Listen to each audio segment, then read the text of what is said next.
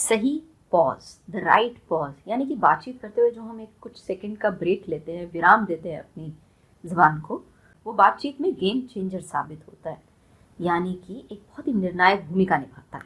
आइए आज हम आपको सिखाते हैं 3 सेकंड रूल। हम इससे आपको परिचित कराते हैं। ये एक टेक्निक है, ये एक स्ट्रैटेजी है, यानी कि एक सोची समझी रणनीति है जो हमें ये बताती है कि किसी के बोलने के समाप्त होने के बाद जब कोई बोल चुका हो तो एकदम से रिएक्शन देने के बजाय या अपनी बात कहने के बजाय या किसी मीटिंग में एडवांस बोलने के बजाय 3 सेकंड तक का वेट करें, प्रतीक्षा करें। ये बात सुनने में बहुत मामूली लगती है, लेकिन मेरा यकीन कीजिए मनोवैज्ञानिक रूप से यानी कि कम्युनिकेशन साइकोलॉजी हमें ये बताती है कि ये बहुत प्रभावशाली है। अब हमें 3 सेकंड के लिए क्यों रुकना चाहिए? होता क्या है इन 3 सेकंड्स में? पहला, आपको अपने विचारों को एक्सप्रेस करने से पहले, व्यक्त करने से पहले उन्हें थोड़ा सा समझने का मौका मिल जाता है, यानी कि आप अपने विचार को रिव्यू कर सकते हैं।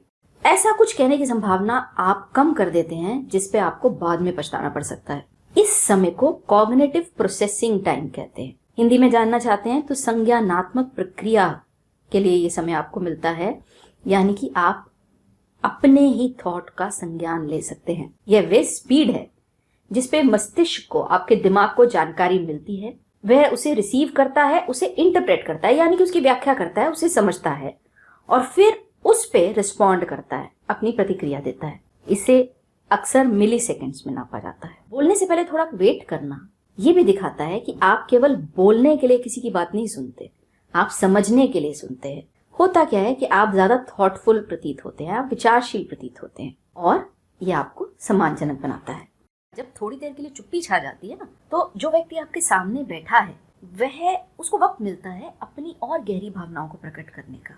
इससे क्या होता है, आपकी जो संवाद है, आपका जो इंटरेक्शन है वो ज़्यादा ऑथेंटिक हो जाता है, उसकी प्रामाणिकता बढ़ती है, वो ज़्यादा इफेक्टिव हो जाता है। ह्यूमंस में, यानी कि हम इंसानों में स्वाभाविक रूप से नेचुरली चुप्पी को भरने की एक टेंडेंसी होती है। हमें चुप्पी उतनी कंफर्टेबल नहीं लगती, तो यहाँ अगले व्यक्ति पे एक हल्का सा दबाव आता है कि वह चुप्पी को भरे और फिर वो कुछ ऐसा एक्सप्रेस करता है जो बातचीत के स्तर को ऊपर ले जाता है।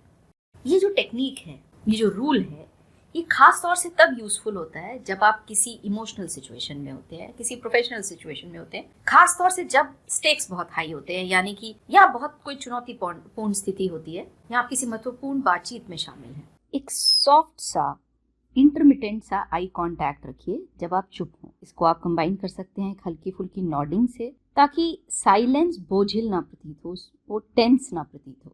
और हाँ, लगातार देखने से बचिए, ये घूरने जैसा प्रतीत हो सकता है।